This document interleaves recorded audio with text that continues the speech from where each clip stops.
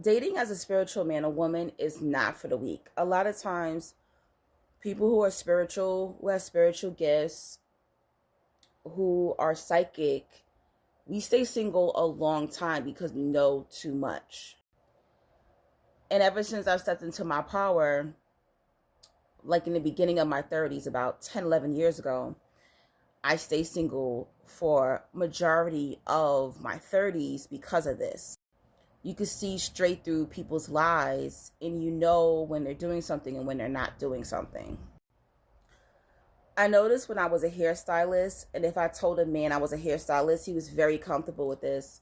But as soon as I started telling men, once my career changed into a spiritual life coach, I got ghosted so many times telling men I was a spiritual life coach. I had men saying to me, "Are you African? Are you West Indian? Are you West Indian or African witch? Is that really what it is? Are you doing voodoo? Are you doing spell work? What is a spiritual life coach?" Last year, sometime when I was still dating, I came across this guy on a dating app and I was feeling his vibe. The conversation was cool. And as soon as I told him I was a spiritual life coach, he blocked me immediately. Have any of you who are in healing work, has this happened to you too? So I found myself like kind of lying and making up another career and telling that man that's what I do or something similar to it, and not coming out and saying I'm a spiritual life coach because they automatically think that I'm out there doing like spell work for living. But at the same time, when you are honest, it's a good thing because a lot of these people, they don't have good intentions for you. They're liars, they're cheaters, and they really don't want to be with somebody who is going to figure them out. So that's why they block you immediately when they find out you're into healing work or any type of spirituality work.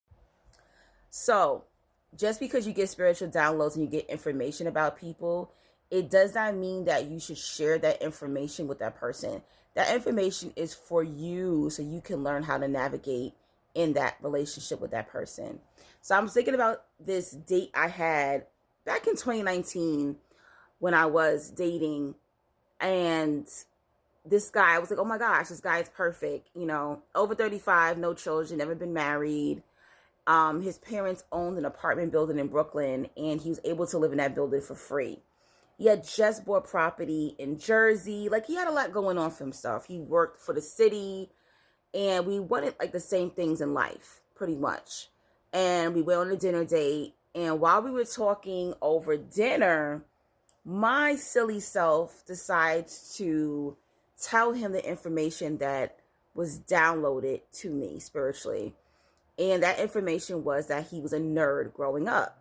So I said to him, I said, "Oh, so you were a nerd growing up, but now you're far from a nerd." And he looked at me like this, dropped his fork, and looked like he was about to choke on his food. And I'm like, "Are you okay?" And he was like, "How do you know that? Like, do I know you? Did we go to high school together? Like, how do you know that information? Can you tell? How do you know this?" And that's when I knew, yeah, I'm definitely not going to get a second date. And I did not get a second date with this guy. When you get information about these individuals, don't tell them. Keep the information to yourself. It's for you, not for them. Unless it's something important and you feel like God is leading you, Spirit is leading you to tell that individual, just keep the information to yourself. And this what makes it so hard for people who have spiritual gifts, psychic abilities, who are spiritualists to date, because we know too much, we see too much, we feel too much. And I don't believe your partner has to be exactly the same as you. Like the person that I'm seeing right now, they're Muslim, very religious. I'm not. I'm more of a spiritualist. And they respect my beliefs. I respect their beliefs. But sometimes it does make it difficult because they don't know the level or the power that I hold. And I usually know things even when they're trying to hide it from me. I do hope more spiritualists are able to connect romantically with other spiritualists.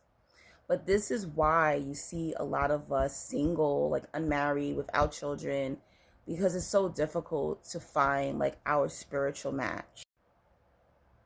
And I do think it's because a lot of us are loners and we stay to those we feel safe with.